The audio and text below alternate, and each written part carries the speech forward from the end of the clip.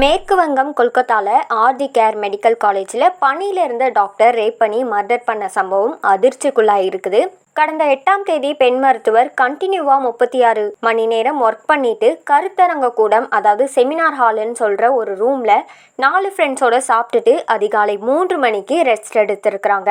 அந்த கவர்மெண்ட் ஹாஸ்பிட்டலில் வேலை செய்கிற தன்னார்வலர் சஞ்சய் ராய் ஒரு ஹாஸ்பிட்டலில் குடிச்சிட்டு செமினார் ஹாலில் போய் பெண் மருத்துவரை பாலியலுக்கு துன்புறுத்தி கொலையும் செஞ்சுருக்கிறான். பெண் மருத்துவருடைய சடலம் பக்கத்தில் சஞ்சய் ராயோடைய ஏர்பட்ஸ் இருந்திருக்குது. இந்த செமினார் ஹாலில் உள்ள சிசிடிவியில் கேமரா இல்லை, ஆனால் ரூமுக்கு வெளியில் யார் வரா யார் போகிறாங்க அப்படின்னு பார்க்குறதுக்கு வெளியில் கேமரா இருந்திருக்குது.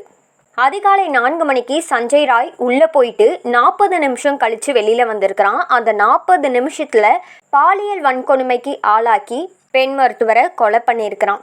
பணியில் இருக்கிற டாக்டருக்கே இந்த நிலைமையானு கொல்கட்டாவில் டாக்டர்ஸ் எல்லாருமே ப்ரொட்டஸ்ட் பண்ணிட்டு இருக்காங்க.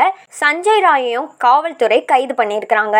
சஞ்சயோட தனிப்பட்ட வாழ்க்கையில் இவனுக்கு 4 திருமணம் நடந்திருக்குது. அந்த 4 மனைவிகளையும் பாலியல் துன்புறுத்தலுக்கு ஆளாக்கி இருக்கிறதுனால 4 மனைவிகளும் இவனை விட்டுட்டு போயிருக்கிறாங்க. இந்த மெடிக்கல் காலேஜுடைய பிரின்சிபல் வேலையை ரிசைன் பண்ணிட்டு உடனே இன்னொரு காலேஜில் ஜாயின் பண்ணிட்டாரு. சஞ்சயை கைது பண்ணி 15 நாள் நீதிமன்ற காவலில் வச்சிருக்கிறாங்க. இந்த வழக்கை இப்போ சிபிஐக்கும் கொண்டு போயிருக்கிறாங்க. என்னதான் ஜஸ்டிஸ் அப்படின்ற வார்த்தை அப்படியே இருந்தாலும் அந்த ஜஸ்டிஸ் பக்கத்தில் உள்ள பேர் மட்டும் மாறிக்கிட்டே இருக்குது.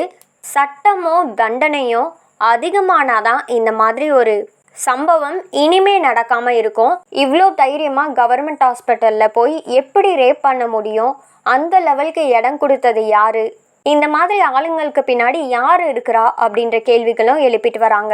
இந்த மாதிரி சம்பவம் நடக்காமல் இருக்கணும்னா என்னென்னலாம் பண்ணணும் அப்படின்னு நீங்கள் நினைக்கிறீங்க அப்படின்றத கமெண்ட் பண்ணுங்கள்.